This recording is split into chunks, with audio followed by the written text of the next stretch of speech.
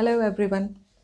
Eternal youth, चिर यौवन, ये हमेशा हमेशा से ही हम ह्यूमंस के लिए एक बहुत ही फैसिनेटिंग आइडिया रहा है। और इसीलिए चाहे वो इजिप्ट के फ़ैरोज़ हों या चाइनीज़ एम्परर हों, सब ने कोशिशें करी हैं कि किसी भी तरह से इटर्नल यूथ जो है वो मिल जाए। आज 21st सेंचुरी में इटर्नल यूथ को क्या पाया जा सकता है? कम से कम एजिंग प्रोसेस को स्लो ज़रूर किया जा सकता है, एंड लेटेस्ट रिसर्च से पता पड़ा है कि डी एजिंग भी की जा सकती है।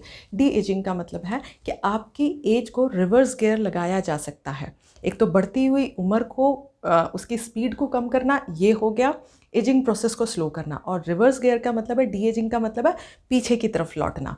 तो उम्र में पीछे की तरफ लौटा जा सकता है। ये जो मैं आपको बातें बता रही हूँ, ये अमेरिकन रिसर्च और इजरायली रिसर्च पर जो है उसके ऊपर बेस्ड है। तो इसके लिए आपको टोटल 4 पॉइंट्स पे फोकस करना होगा, लाइफ में अपना उन्हें अडॉप्ट करना होगा। तो पहला जो पॉइंट है वो जुड़ा हुआ है आपकी सांसों से।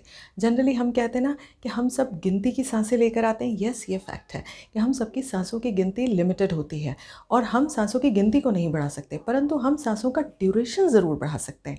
तो इसके लिए हमें क्या करना है? डीप ब्रीथ करना है, मतलब आराम से और गहरी सांस लेनी है। इजरायली रिसर्च से मालूम हुआ है कि जानवरों के ऊपर जब एक्सपेरिमेंट किए और फिर बाद में उसे कुछ ह्यूमंस पे भी किया गया, तो उन्होंने देखा कि जो लोग गहरी सांस लेते हैं, लंबी सांसें लेते हैं, उनकी एजिंग प्रोसेस स्लो हो जाती है, बल्कि वो डी एजिंग की तरफ चले जाते हैं। तो इसीलिए, और इंडिया में तो ये हज़ारों सालों से होता आया है। हमारे यहाँ जो प्राणायाम है वो यही तो है, डीप ब्रीदिंग, गहरी सांस लेना, लंबी गहरी सांसें लेना। तो अगर आप प्राणायाम नहीं कर सकते हैं डेली, तो आप कोई बात नहीं, आप इसे अपनी एक डेली प्रैक्टिस बना लीजिए कि दिन भर के काम करते हुए भी आप गहरी सांसें लेंगे, लंबी और गहरी सांस लिया करेंगे। और इस तरह से आप अपनी एजिंग प्रोसेस को न सिर्फ स्लो कर लेंगे, बल्कि आप डी एजिंग की तरफ जाने लगेंगे। अगर आप भूल जाते हैं तो आप क्या करिए, अपने घर के हर दरवाजे पर चॉक से लिख दीजिए, deep breath, deep breath, deep breath. और कुछ दिनों में जब आप हर कमरे में जाते हुए बार बार वो दिखेगा, तो आपको आदत में आ जाएगा कि गहरी सांस लेना है। जब आदत में आ जाएगा तब आप उसे मिटा दीजिए, चौक से ही तो लिखा हुआ है। तो इस तरह से वो आपकी लाइफस्टाइल का हिस्सा बन जाएगा। दूसरा जो पॉइंट है वो है कैलोरीज से जुड़ा हुआ। जब लो कैलोरी डाइट ली जाती है तो एजिंग प्रोसेस स्लो हो जाती है। जो हाई कैलोरी डाइट लेते हैं उनकी एजिंग प्रोसेस बहुत फास्ट होती है, वो जल्दी ही बूढ़े दिखने लगते हैं, उनकी मसल्स लूज पड़ जाती हैं, उनके टिश्यूज़ भी जो हैं वो बुढ़ा जाते हैं और वो रिजुविनेट नहीं कर पाते। ये अमेरिकन रिसर्च है। तो अमेरिकन रिसर्च से पता पड़ा high calorie diet is not good for us. ये हमारी उम्र को बढ़ाती है, बल्कि कहना चाहिए जो हमारी उम्र को घटा देती है। मतलब हम जल्दी जो है वो मृत्यु का निवाला बन जाते हैं। तो इसके लिए आपको क्या करना है, आप लो कैलोरी डाइट लीजिए। जो स्पाइसी ऑयली फूड होता है, जो बहुत ज़्यादा शुगर में रिच फूड होता है, वो हाई कैलोरी डाइट होता है। तो जितना आप सात्विक खाना लेंगे, जितना आप न्यूट्रिशियस लेंगे, वो सारा डाइट जो है वो लो कैल डाइट होता है। लो कैल का मतलब ये नहीं कि आपको एकदम भूखे रहना है, ऐसे में उस तरह से तो आप अपनी बॉडी को नुकसान पहुंचा लेंगे। बट बहुत ऑयली स्पाइसी खाने को आप अपने डेली रूटीन मत बनाइएगा, और आप देखेंगे आपकी मसल्स टाइट रहेंगे, आपके टिश्यूज़ जो है वो यूथफुल रहेंगे, और आप लंबी उम्र तक ना सिर्फ जी पाएंगे, बल्कि आपकी उम्र भी पता नहीं पड़ेगी। तो फोकस ऑन लो कैलोरीज।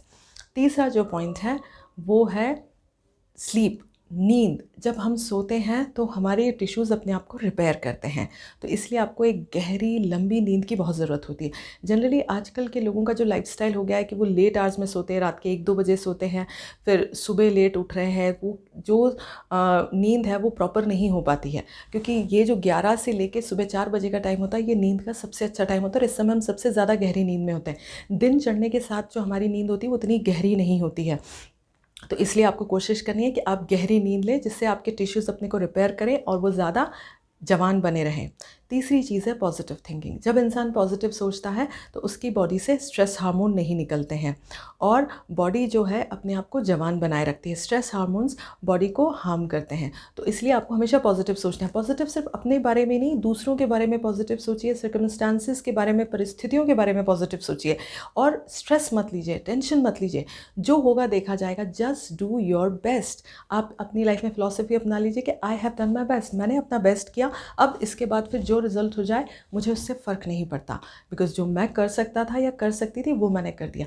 जब आप ये फ़िलॉसफ़ी लाइफ में लेके चलेंगे तो आप स्ट्रेस फ्री रहेंगे और आपके स्ट्रेस हार्मोन्स नहीं निकलेंगे और इससे फिर आप यूथफुल रहेंगे। आप इन चारों पॉइंट्स को अपना के देखिएगा एंड यू जस्ट सी कि आप कितना ज़्यादा जवान दिखना शुरू होते हैं।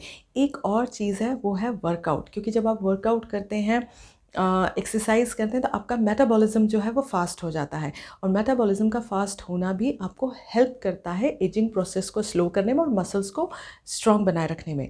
तो आप रेगुलरली वर्कआउट और एक्सरसाइज भी ज़रूर करिए। इन सब से आप देखेंगे कि आप हमेशा ही फिट, फाइन एंड यूथफुल रहेंगे। अगर आपको मेरा ये वीडियो पसंद आया तो प्लीज़ इसे लाइक एंड शेयर ज़रूर करिएगा and don't forget to subscribe my channel. Thank you.